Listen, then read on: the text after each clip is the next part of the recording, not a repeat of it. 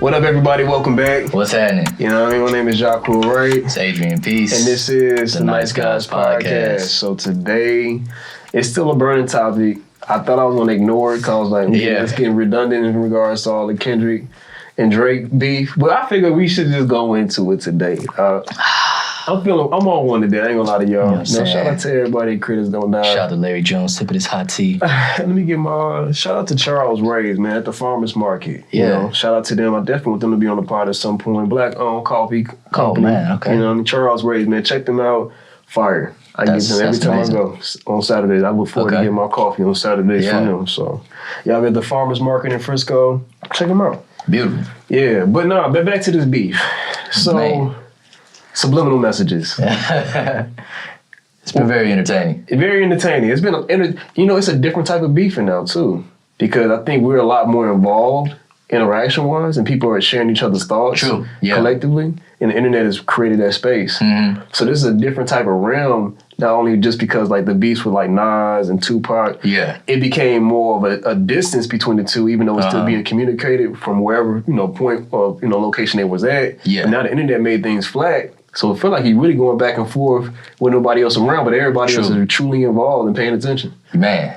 Yeah, no, that's real. It's like, I feel like back in the day, like things were probably more decided by like outside, you know what I'm saying? Like what was playing what was going at the clubs and stuff like that. Yeah. Now it's like a combination of everything, and like people, in the comfort of your home, and everybody got opinions and stuff like that. Yeah. I feel like it's been maybe like, from what I've seen, which has surprised me, probably about like 70-30, maybe 60-40 of people, because the Drake hive is they are they're pretty stuck in their delusions apparently, but I've been surprised to see that the majority of people are admitting what really happened.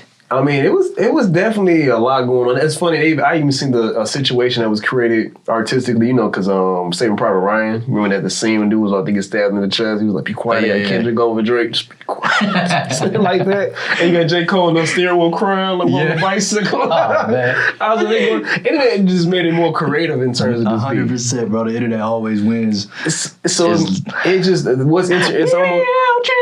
Man, that joint hard though. The beat called though. Bro, they going crazy on this man. Shout out to Lil Metro, bro. You snapped with that. That beat cold. I ain't know what they The original expect. Song is fire too. Yeah, right. So it's actually called BBO Drizzy for real. So, Metro slapped him. He said, "Shut up and make some drums." And that's what he fucking did. He said, "Bitch, what? I can't rap, but I can definitely show you some platforms." And then he made a beat for everybody else on this record, like open verse. I've been listening to just random people. I don't know who these people are, but they've been just going in ham on Drake. So it's a different arsenal now. So I think it's fire. To just see all this going down is very entertaining.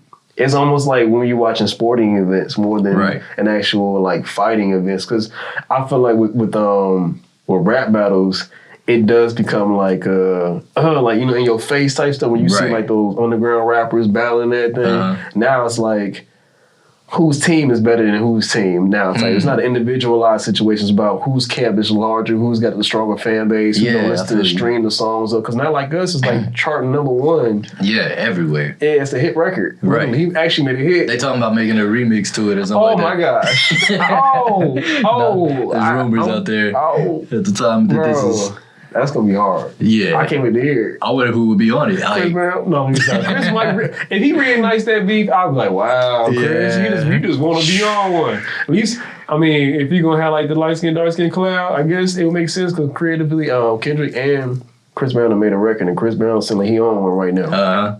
But I don't know if he wants. If Kendrick would want him to start, because I don't think it'd be directed just to Drake, right? Because Quavo come up situation, yeah. And I feel like even with that beef, with the initial beef, what I'm trying to say as well too is just seeing that this one beef is sparking off all these other beef. Even Shaq credited this record to Shay. Bro, Shay. Shout out to Shaq Diesel. Game this Ross. Right, the game went crazy on that. And he couldn't wait. The game always looking. He always thirsty for something. Shout out to the game. He always thirsty for something. Right? He a thirsty nigga. But anyway, it's just so much to say, bro. It's changed. I feel like we haven't yet seen all of the trickle down effects that this is gonna have. But I think it is going to. It's gonna play like an integral role in where hip hop goes from this point forward. I think, especially if Drake has to sit down for a little while and go think about his life. But I've been seeing it feels like just the return of real hip hop. Like it felt like it wasn't just Kendrick versus Drake. It was the culture versus the industry. You know what I'm saying? Like he said, it's not just me. I'm with the culture feeling. You know what I'm saying? So I had me writing a poem. I wrote a poem. I woke up in the morning, wrote a poem. I wrote it before I sent it. That morning, I wrote it like 10 minutes before that. I'm just gonna send this to him. See what he think. Because when I keep thinking about the culture is real. Man. And what Drake is doing is so like, come on, Drake. I can imagine a Drake in high school, like being real nerdy, people picking on him. You can see in certain ways. Even like with the Michael B. Jordan, you can see a little bit of the corniness, there's quirkiness within that still. Sure, It's okay to have that. I get it. Yeah, it's fine. You know, everybody got something that's something, you know, a little corn. Like I got my little corn ways, I'm cool with it. Yeah, but exactly. I'm always gonna find a way to be authentically me, and I feel like Drake is being whoever he needs to be in that circle. Yeah, it's not, he said, I got a classic record, you don't. I have a classic, you don't have a classic. What is a real classic? I don't know. That's a conversation right there. By Drake, what is a classic? What's his classic? What's his classic, or what is a classic? No, for Drake. Like, what do you think? For Drake, what do you think is his classic? Personally, I think, So Far Gone. Yeah, I don't know if we count that as an album, but if not, we got Take Care. Okay. Nothing Was the Same. I never listened to that project. Really? Man. Yeah, it's some stuff I don't know, something about with Drake as an artist, I'm being biased right now. I'm gonna acknowledge it. I am being biased.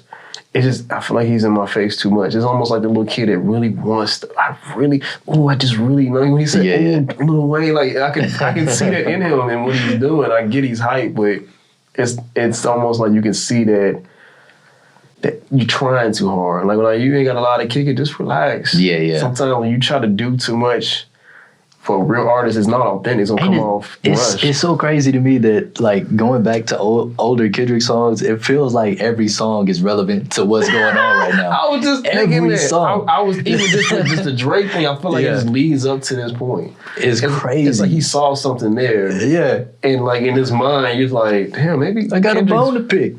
You know what I mean? Like, I feel like he's definitely like saying these things, but he's speaking from a certain place. And it's like, if you haven't studied his body of work, you have not prepared yourself. And that's another thing about this battle, because I feel like Drake wants to showboat and be poppy and make it. That's why Kendrick responded the way he did with Not Like Us. He wanted, okay, you want to make a club record? You want to try to make some bouncy stuff? Watch this. Well, I'm about to sun you even more. Right. I'm going to make the whole West Coast. Have everybody shouting OV ho. Little kids, I saw little kids like, I was like, oh, this is a new beef. What song you want to hear? It's a new beef, bro. That's like crazy. It just became like this thing not because somebody wants to tear down a mulatto man or a black man, whatever you want to see. It's just the things I've seen Drake do. It just comes off unauthentic. Absolutely. Like he's trying to create something about himself that's not truly who he is. And as a man, like when you become mature, and like that's why Kendrick has broken down his records the way he has done maturely, as a person that's really tried to find themselves and like really went through that work. You can sniff out somebody that likes to cut corners, lipo and BBLs and nose jobs, all this weirdness that you can do because you have the money, you have the accessibility to do it. You can see the lack of discipline and how he moves, for sure. Yeah, so it's like easy to unhinge somebody like that. And to the people that's like feel like Kendrick went too far, it's like, if I warn you at every step of the way, don't go there, and you still go there, then I'm gonna go there. Every angle. Every step of the way, I've told you, I'm gonna take it a little bit further next time. Yeah. Don't do this. And then you do it. He told him, I can see you moving in every angle. You're predictable. Like, I know what you're about to do next. And it only hits because there's clearly a track record of things that could have you looking away at this person. Yeah, I mean, I get it. He was sheltered. I think maybe I had a conversation with somebody else, maybe with you as well. But he's you know, kind of sheltered or kind of like overshadowed that child he had. You know what I mean? Like, a lot of celebrities don't like their kids to be in the limelight because it's too much attention. Yeah, I get that. You know, critical and that, hey, that's my kid. You know, you want to bust off. You know, what? Would you say about my shit? You know?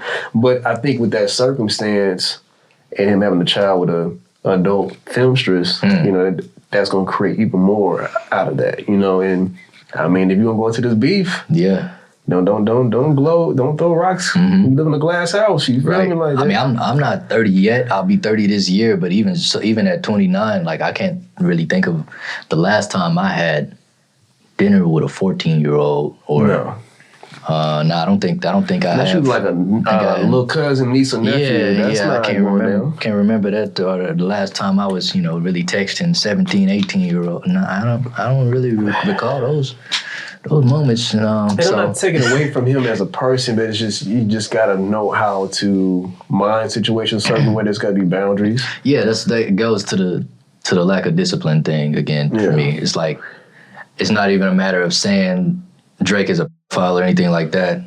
What you're doing is you're moving weird. So. You're moving weird. Your name is too big to be moving like this. Right. And exactly. The bigger you are, you have different responsibilities. It's like more power, more responsibility. This is how it works. So take heed to that as a man or as somebody growing within this reality. And you know how the industry is. It's a lot of weirdos, like they really unveil a lot of stuff that's really going on behind closed doors. A lot of you people will be appalled. You wouldn't even watch Disney anymore, nor Nickelodeon, because you'll hear so many crazy stories. And these cats hide behind the money and the power and things that can be overshadowed, and they got money, so they got lawyers. For sure. There's a lot of stuff that's intimidating. So for you to have that, you know, that place of, you know, power or position or whatever, and you still kind of reaching out to people, you have to set boundaries, like you said. That line in the sand. So he just shouldn't have jumped out there like that. He shouldn't have. I just don't think he was prepared. Clearly, or he was just too arrogant. Too arrogant. Like in no preparation. It really sounded like he thought Family Matters was going to do the job. Like he really thought that. I think he really thought Family Matters was the one. He was like, I got you. We planted that. We got you. You know what I'm saying? You know, 616 was something else to me. You beat your wife. Like, all that wildness. That's people don't listen, bro. Like he said on Mr. Morale, like by the time you hear this song, Whitney's already gone. Like he told us that they not together no more. He like everything has. He didn't even say I was touched on Mother I Sober. Like you. Yeah, you trying to change it all. You just completely his family didn't believe him when he basically explained that my cousin didn't touch me. Just completely misplayed. You did research, bro. And you just got overzealous because of your power. And like, I feel like it would have been, but just imagine it would have been if he was more calculated. Because 616 was very like completely like out of this world. Like if you want to break everything down, the Father's Day, Nicole Simpson, the glove.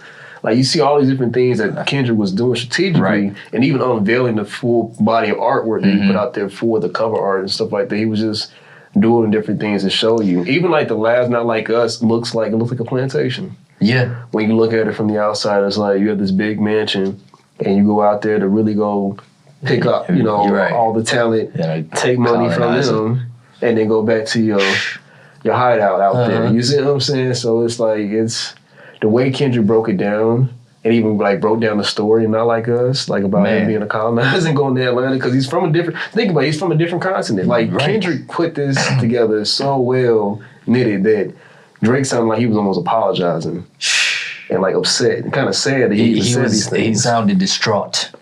Yeah, he sounded distraught. Like, man, I can't believe you said this type of thing. I almost felt like he was trying to mirror like the energy that Kendrick was giving him, because Kendrick was never like, I'm gonna be aggressive. He was just like, I'm just gonna break it down and talk to you. Man, like, it was like Kendrick was sitting down and having a course with this man, like to break things down. He broke the family down. 616 and Meet the Grounds was like, it was like, come here, son. Yeah. Let me talk to you. You know what I'm saying?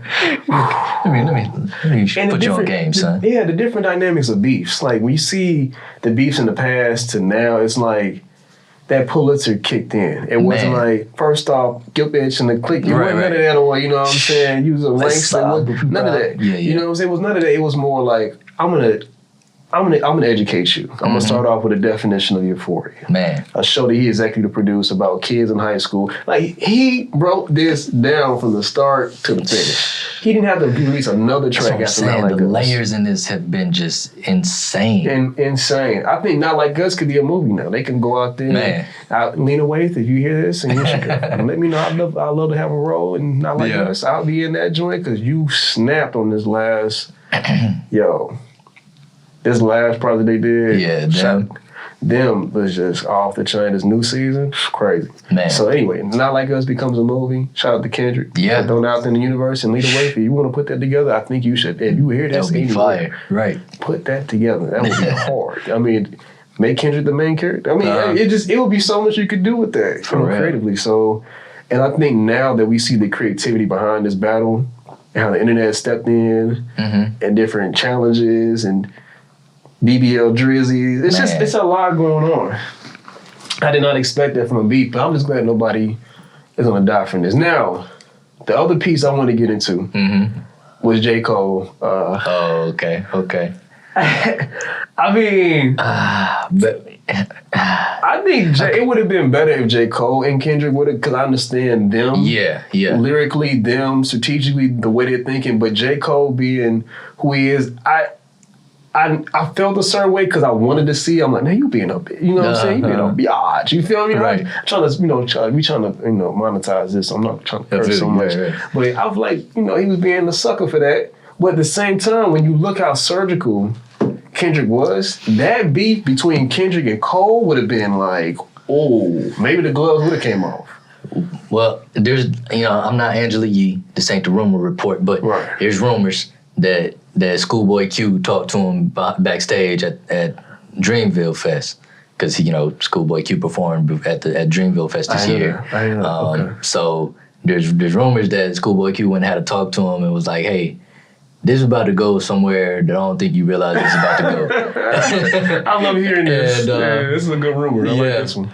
It makes sense. Yeah. It makes sense. It's like, you sure you want to do this? It's like when we all had that moment, bro. You sure you want to go get Shorty because he got hands? Like, I just think to him. Right. Like, Schoolboy Q talk, cuz, you sure you want to do this, bro? I've been knowing this nigga wail on everybody else. Yeah, like. I learned to grow up with this nigga. Grew up with this man. In real life. That struggle. Is a he's problem, and he's about to take it there. And what did I tell you? I said the same thing. I said, I thought it was going to be done with, and then Drake jumped in. I was like, I was left-handed with that one. That was a softball for me. I was like, what, Drake? If Drake never jumps in, though, and it stays just Kendrick and Cole, that would have been beautiful. That would have been something else. It would have been beautiful. Now, that would have been different. I think still, Kendrick would have, you're going to argue, but Kendrick would have still had the upper hand. I feel like lyrically, because he's more, I think Kendrick just knows how to go there with Cole. Yeah. Because Kendrick's a very strategic person. He comes off like he doesn't know, but we all know that he does. He's calculating this whole thing and it's coming to him quickly. I feel like I would have argued before, but now after this is transpired, and it's not because I think that one is a better rapper than the other. I think that Kendrick is just, he's too funny. Damn. He's too funny. It's funny though. It's like he has a he is comedic. He's too funny and Cole is too nice. And that's what it comes. That's what it would come down to. It's gonna hurt more. Yeah. If somebody's cracking on you the whole time. Exactly. And breaking you down layer by like Drake is put on the facade because he finished his tour. And what he finna go cry in the car. Being able to get to the core of something and make it like witty and still like the nerve to come onto a track. Dear Adonis. Like, that's hilarious. I'm not even talk to you. He was saying, I don't even respect you. Yeah. I'm going to go talk to your kid to make sure I capture him before it becomes like you. Because before he ends up like his daddy, let me sit this man down and talk to him. I'm like, dang, he makes his son Drake. Yeah. He said, you're not even a real man to talk to you. I'm going to actually educate this young person that could potentially be a better man. Don't worry, Drake. I'll save him for you. You older than me and doing childishness. I don't get it. That's something. That means the lack of respect is all the way there. Like Kendrick has no respect for this man whatsoever. He's like, bro, you a son to me, bro. Like, yeah, and I've seen J. Cole have like a great understanding of psychology and of lyricality and all of those things. But it's just that you got this proved to me that he didn't really have that dog in him like Kendrick obviously does, you know. Kendrick so it just I still would have loved to see that though, and I still think that Cole should diss Kanye. You think so? I think so. I think he should expand on that. He should get his kid back on Kanye because Kanye was dissing on J. Cole. I didn't even hear that part. He said, I ain't talking about that diss record. Play J. Cole and make the. Oh, I wouldn't even put no more. Cause Kanye, you talking about that weak verse that he did on that that? I wouldn't even, it was so bad. No offense to Kanye or Kanye if you hear this ever. That was trash, dog. It was rubbish. It was rubbish. I don't even know how to say rubbish. It was bad, bro. Rubbish. Don't ever come out with no stuff like that again, That bro. was bad. You tarnished your own reputation on being a lyricist or trying to be a backpack rapper. Like you did some.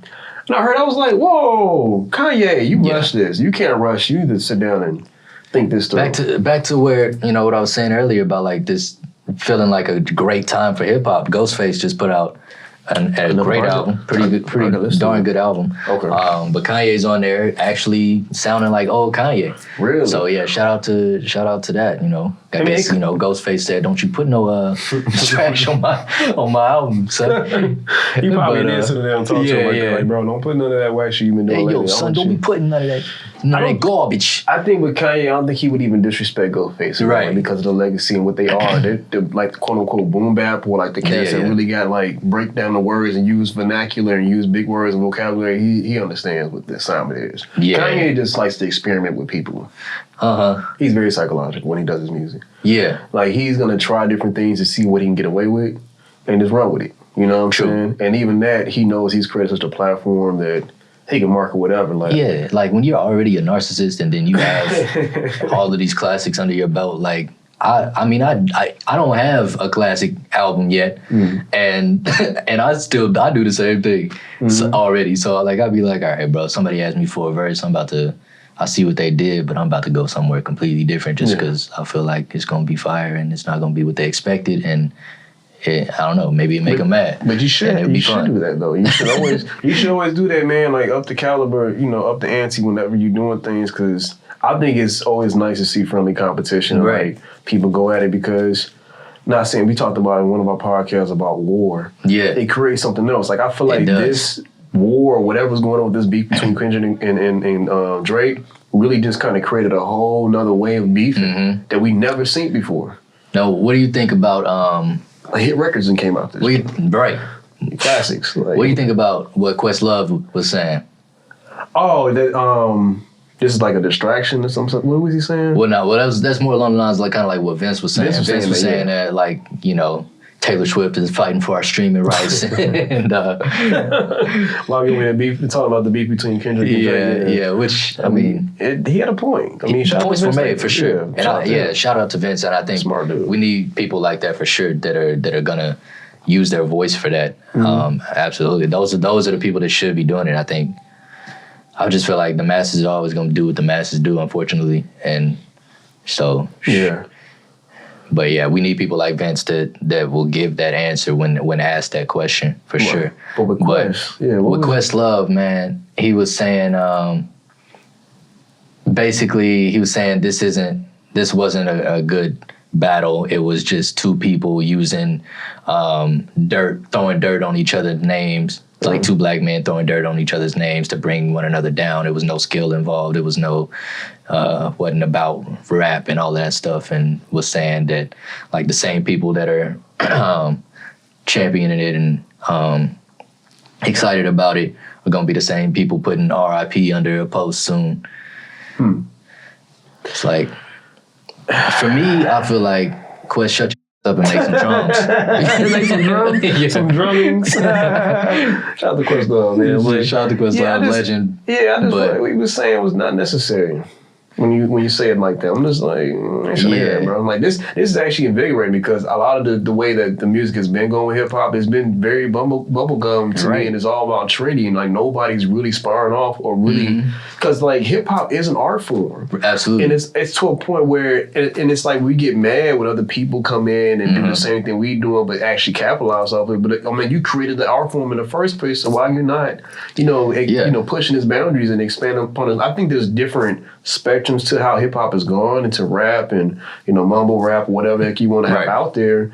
But the core element of what it is and what it stands for, there's those that actually appreciate what you're doing when you're taking the art form and creating more art that can be left behind that's timeless. Like this beef will be timeless. Absolutely, it'll be remembered forever. And like Drake, I mean.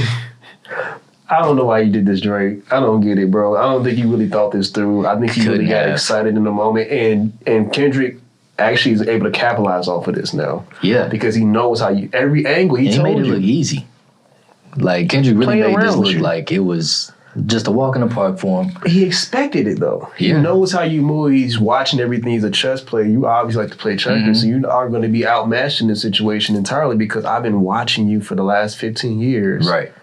I just wish hip hop would like make up his mind too about just like, okay, is diss records a welcomed part of hip hop or not?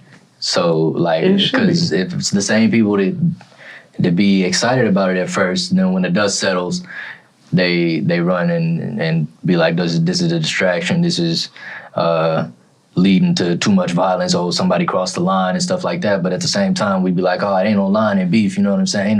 It's too much. I don't think there's a lot of I think because think. But I think we've had to learn from what happened in the past. For sure. Because it's still like the whole Tupac and Biggie thing was really sad to see. Yeah. Not saying they necessarily killed each other, but two artists that down a year apart from each other during the course of a major, coastal battle. And as a people, like even like the things that Tupac was trying to do, he wanted to create different like death rows in different sections of the the United States in order to kind of create more money within our community and different opportunities and like create jobs.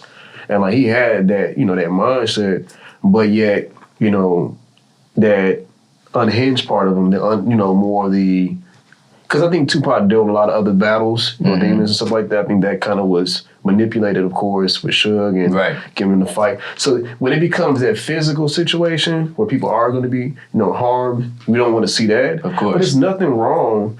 Like, I feel like people are just getting soft. You know what I'm saying? Yeah. Like, it's nothing like, even from sports, sometimes they'd be like, bro, like, you got a what for what? Like, back in the day, you had people with big knots on their head, bleed. I mean, it's a sport. Absolutely. And as men, we gotta, saying? Tighten up, nigga. I don't know how to tighten up, nigga. Like, what I'm saying? I don't know how else to say it,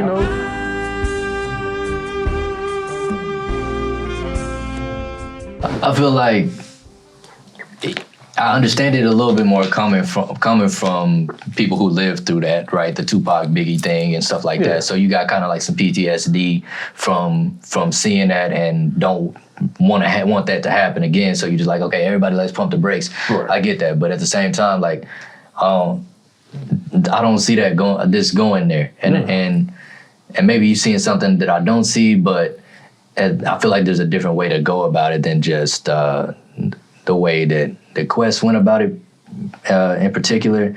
And I'm sure in his own circle and stuff like that, he might have those conversations, but I don't really hear his voice being too loud about all the other stuff that's going on in hip hop that leads to more death than this beef ever will. Like people saying I'm smoking on so-and-so, or like bro, this stuff is going on so much, we might as well just boycott hip hop at this point if we're gonna take that stance. Right. So I see what you're saying. No, absolutely. I mean, and you have a platform, Quest, and I mean, you can speak your opinion, but at the same time, just know that this is more of a sport than anything, just entertainment. Because, I mean, there's different factions of it, and allow that to be. We can talk about, like you said, talk about lean and, having, threesomes and sex part, whatever crazy stuff people doing in their music. Yeah. They can do a little bit of intellectual sparring when it comes to their vernacular and using words, in order to combat. I mean, there's things that have come out of this that was not expected, For sure. Like, I mean, there is an expectation of a hit record coming out when it comes to diss records, like what's gonna be, higher, like Ether, Hit 'Em Up, versus, the Take Over versus, whatever, tracks that Biggie put out there, in combatants with Tupac. Like, you see that. So it's always going to be that competition there. And it's something that's going to, I think with those, and then you got to think about the different artists that we had at this time going at it. They don't have a history of violence. I know for sure Drake walking around with this little lemon Kool-Aid drink he be walking around with the alcohol in it. He ain't gonna be fighting. He be having champagne glasses like this, walking out, wearing FUBU jerseys and cornrows. You know what I'm saying? I think too is like it was kind of interesting to see that coming from someone like Questlove. And again, I'm focusing on him just because that's the person that I saw say this, but I know it's a sentiment being echoed by other people as well. Yeah. But so not to just dogpile on Quest, legend, no disrespect, but the person that is drumming for the white man on a like that's how I kind of it's like, bro, this is I don't know. I'm not to say that you're not still hip hop, of course, but it just.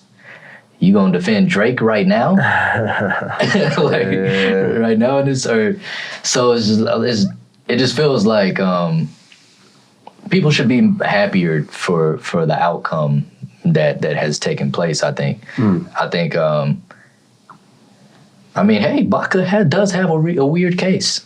You know what I'm saying? Like, right. I mean, exactly. some of the things that have been called out, and like that's good for the culture. It's good that we calling this stuff out, even if it's not to put it on Drake, but just to say, like, bro, we think you're weird. We think this is weird. It's like hip hop. Thinks this is weird. We need to put that on wax. Yeah. You know what I'm saying? No, you definitely have a valid point, and I think that. With being able to be vocal about it and bringing that to the forefront. Because, I mean, that's like any conversation, anything that you got going on in a community, you got to speak on things that's going on that might not look right. I mean, and y'all got all this power, so of course that's going to be associated with some things that's going to look weird. Like when powerful men are involved, there's normally some type of, control issue there or some... Unfortunately, in our industries, molestation and weird stuff going on with the people that are I guess on the weaker end of the totem pole because you have this authority. So we have to address what you're doing if it's going to corrupt the image of what we got going on in terms of what we're doing with the culture when it comes to hip hop. And like, I feel like even when I listened to this interview that Lil Wayne had, he talked to Drake about, the fame and everything he's doing. Like, bro, stick to what you know. You from Canada, don't try to act hood. Yeah. And then when you hear the story about him going to the game and doing that track and he ran and he got scared because dude walked away, AK, they were just trying to greet him saying what's excited to see him. He ran and got scared, Like when you hear stuff like that, it's laughable because we know he's not from this. Exactly. The man does not, he grew up more of in a Jewish type setting in the suburbs. He was on Noggin. I was watching some of his acting. He's like, I can't believe this. Like I was seeing this man acting like, bro, this is what y'all think was supposed to turn to be hard. Like, no, bro, we can see through this. I will respect him and his craft if he stuck to what he did. Like he knows how to be a lyricist and he got to be hardcore about it. Just be cold in what you're doing with your pen. Don't be stealing people's material. If you want to collab and work with people, but don't have people writing your whole track. You know what I'm saying? Because that's somebody else's, point of view of what they've been through. Right. Who is Drake? And somebody needs to hear your point of view. Yeah, like we know who Kendrick is. That's another thing about the culture. We know who Kendrick is. Like we understand what Kendrick's about. We understand his patterns. He's been consistent. Drake is trying to metamorphosize into some thug nigga that he's not really a thug. Yeah, he's something different on every album. I know cats like him. Yeah.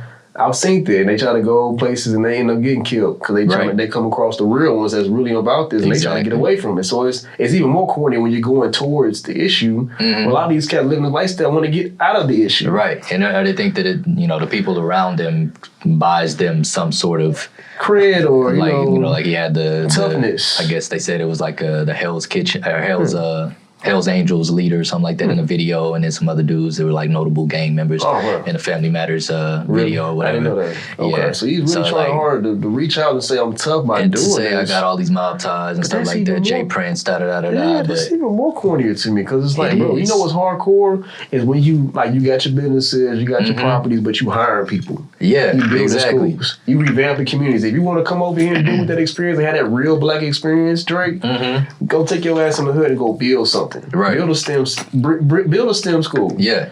Make educational opportunities for people, like create programs for us to be able to go out there and not be over there slinging dope and having to take risks and feeding these prison systems that they want us to do collectively because these labels are all in cahoots with everything else. And it's the truth. Y'all can research it all you want. COINTELPRO is a real thing. Yeah, John Edgar Hoover was he's not a mystical creature. He was a real dude that really wanted to basically demonize our community. Right. So if you want to go do something that's real hardcore, like most of these other cats that realize when they go to the pen and go to the dorms, they come out like, we need to revamp and create new opportunities.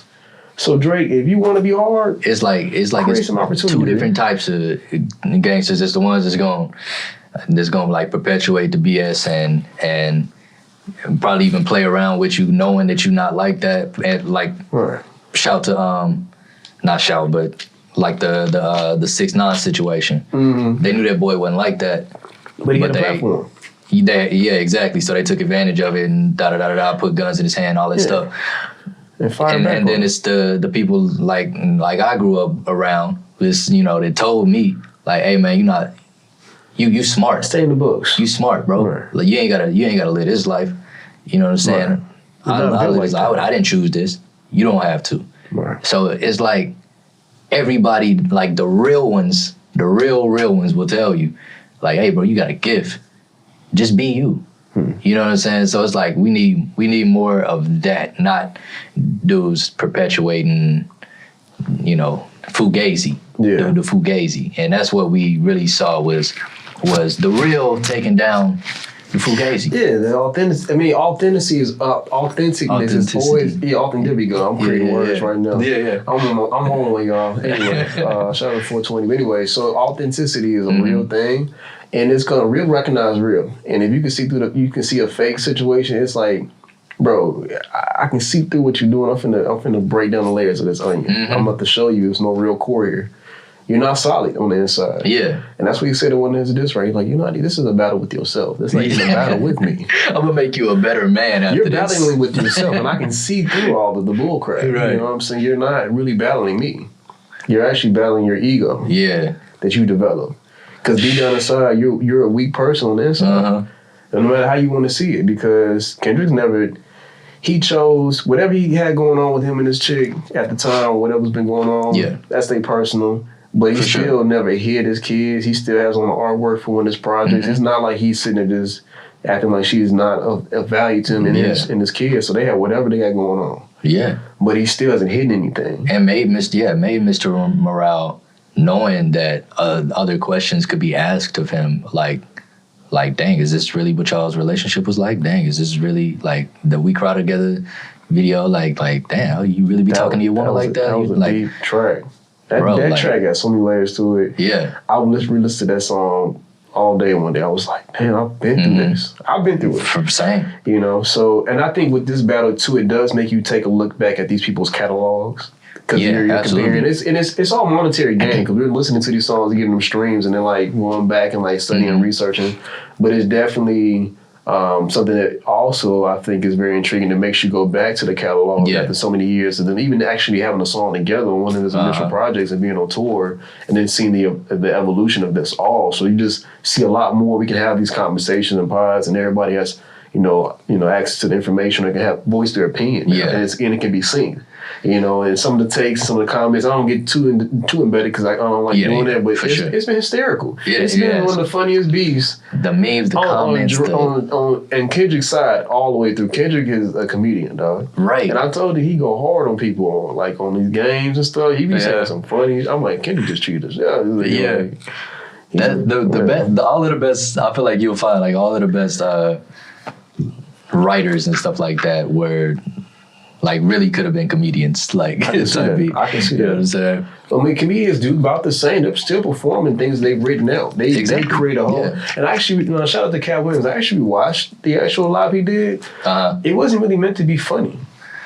I can see that. I rewatched and I was like, this is not bad. This is actually more informative and just kind of an experience-based thing. Yeah. I mean, it might be a little bit of some satire, some funny moments. But I don't think Cat was just trying to be fun. I think he was really trying to get us some things from a, comedic standpoint. Yeah. And he kind of showed that he's still who he is as a person. He's still going to connect with you in the same way. And it's not, I've never seen Cat as being a super funny person. I think it might have just been the time and place when I actually watched it. So like I said, with this whole digital involvement and these beefs and things that's been opened up, and I bring Cat Williams up because he started opening up Pandora's box. Like, he opened this shit up this year. Top of the year strong. I don't know what Q3 has got going on, y'all. Man. But like I said before, I'm mad excited to see what Q3 Honestly, is going to bring. What I would love to happen is like Drake go sit down for like just get out the picture for a little bit. At least it's not gonna happen. He's a fan. At least a year. He's a fan. When he Just go sit down for a year. He's a fan. Yeah. He's a fan. Come back in 2026, 2020, late 2025. Q4 2025, October, right? October's very own, right? Let us appreciate. Come back next October and drop the best album you've ever dropped in your life. Man, be an artist, man. Be an artist. And actually minimize the project so that it's like some Thriller shit. Like, you got a bunch of shit, but you condense your best body of work, made an album, right? Inspire people, bro. Like, sometimes we don't even really want to have an issue with you, just annoying. Exactly. Drake, you're annoying. If you put this on the promotion, Drake, you're annoying. It's like you're this kid that just really wants everybody to just love me. That's Drake, kind of like what you've done in the past, dog. That's Joe Budden had a theory too of like basically saying that like all of these people clearly have a problem with Drake, and this was like the industry's way of letting you know. Of letting him know and getting like pushing him out the door. Like you want to belong you want to belong so bad, and it just comes off. The industry walking you to the door. So it's like, it begs the question, like, was this like something choreographed by the powers that be, or something that just organically happened? I don't know. The world may never know, but I mean, he still got bodies of work that people are going to listen to. He's still going to make. He's not going anywhere per se, but I think the consensus is showing you that we're annoyed by your presence. You're doing too fucking much, consistently, and now you're starting to exploit the community in a way that's almost it's just distasteful. Like, he just wants to be. I get that he definitely opens up a lot more floodgates because of his name to help build other people's platforms, but he's still seen as a colonizer in a way, because like he's the one that's going to reap all the benefits overall because his platform is so big. Right. So like, some people get to the point that you're literally getting paid off other people's streams and stuff like that. Like because every fan base that attracts to them, now he's able to monetize off it. And I'm not knocking you, bro. Do what you do. It's a business, but you got to be mindful and have some, like you said, some discipline and some restraint. Especially when Kendrick makes you like a kid. Kids are like, the kids don't know boundaries. They have to be taught these things and. Especially when it's to the point like come on. I wouldn't mind if somebody like Kendrick or like Cole was getting paid off of what I did. Like that's cool. But when it's somebody like you who has a track record of taking advantage of artists or just not handling artists very well, ain't no way Forbats should have been allowed to drop during all of this. Like, he just signed an EP deal with OVO, and y'all let him drop in the heat of this. Like, nobody, who's gonna listen? Pay attention. I actually listened to the project. Well, yeah, people gonna listen, but it wasn't that bad. Actually, I was shocked. But nobody's talking about it. You know what I'm saying? Yeah, I was expecting it to be bad. I was like, it's actually kind of good. Okay, I'm gonna check it out. Please do. I was shocked. I was like, this actually But ain't no way they should have let that man drop just now. Ain't no way they, I Love McConan should have went the way it did. Oh yeah. Party Next Door should be more successful. Like, the list is so long of just like artists that Drake has effed over or just not allowed to shine in the way that they should have. And that says a lot about you as a person. How you conduct business, how you deal with people, because that's all you're really doing when you're conducting business, how you dealing with people. So, as reflection, Drake, hopefully you've learned this hardcore lesson. Hopefully. You've learned, you got some fathering, some studyings, and you got some wop. You know, wop. I'm gonna do my stuff. You know what I'm saying? He was whopping on you, boy. I was like, boy, if you don't clown somebody enough, it's like he giving you a whooping. I gotta study. You feel me? I gotta study ad-libs more. Man. You know what I'm saying? Like, that's what I gotta get better at. Like, I'm decent. I'm pretty damn good at writing hooks now.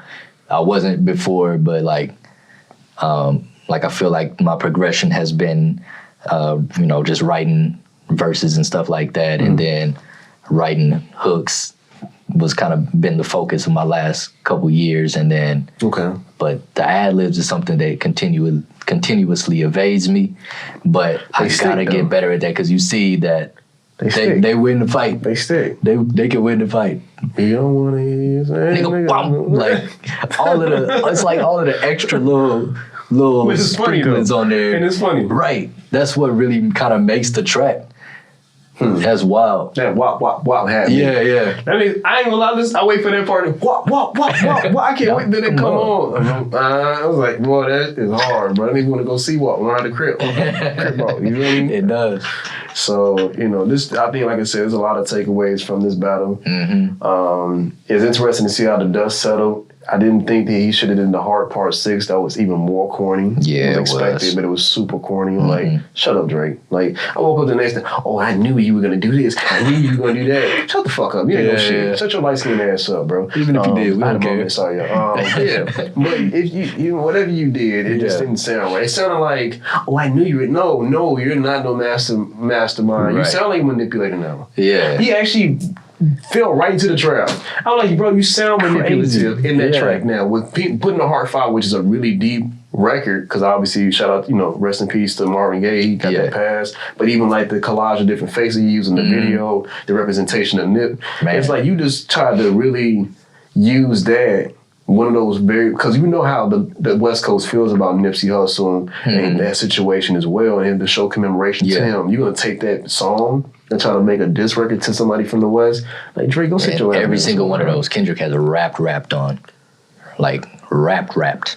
You know what I'm saying? Even not even just Kendrick, but like the people like Hard Part 4 and Hard Part 3 was it? I think Black Hippie was on it. Okay. So it's like, and you didn't do nothing no better than what anybody has done on the past Hearts. Like, if you're gonna take the name, you gotta show up. Right? Yeah, don't do that. But I thought that was it was just weak, very cheesy, bro. Like, you could have did way better with that. Yeah. Now he repeatedly plaxicoed himself throughout this whole thing. Yeah, shut up. I was annoyed. I heard. I listened to every song. I'm not being biased. Like, I didn't listen. Exactly. I listened to the beef in chronological order just to make sure I understood that my first reaction when I saw the Hard Part 6, I was like, oh, Kendrick dropped again, and then I was like, oh no, it's Drake, and I was like, but then I was like, wait, hold up, he might be spitting, and nah.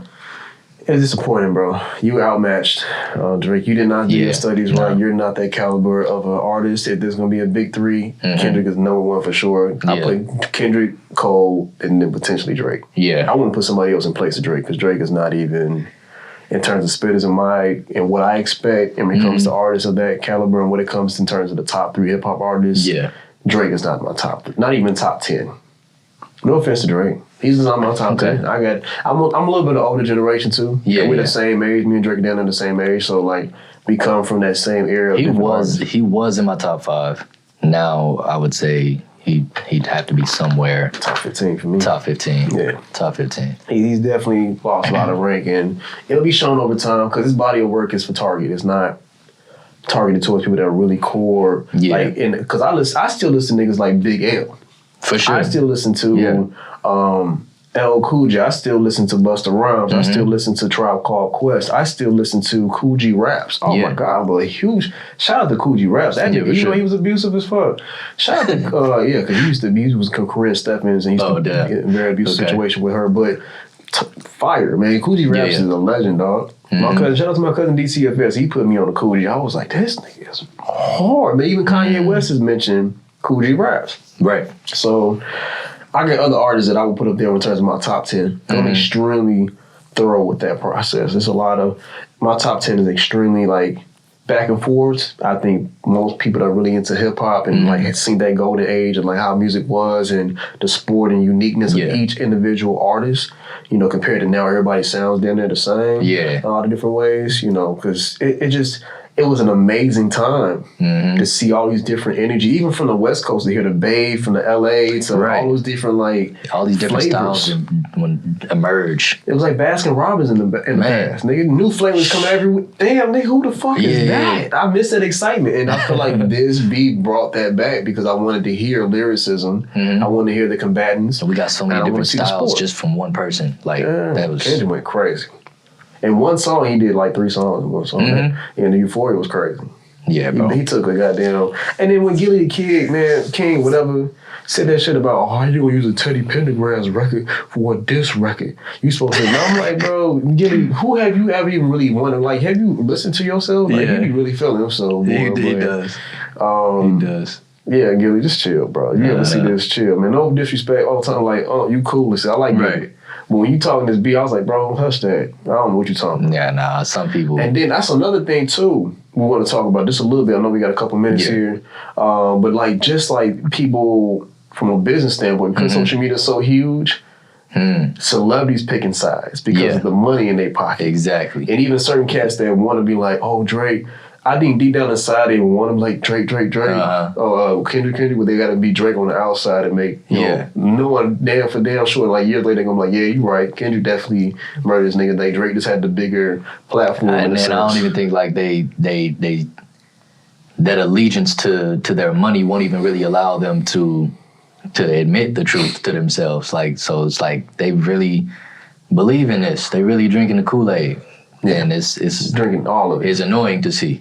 I was about to say it's sad to see, but it's more so annoying than anything. They doing that Jim Jones. They doing that Jim Jones hard. They out there in the jungle somewhere, about to go to the aliens and shit, drink this poison or something. it's the cult. The cult is just crazy just to see, bro.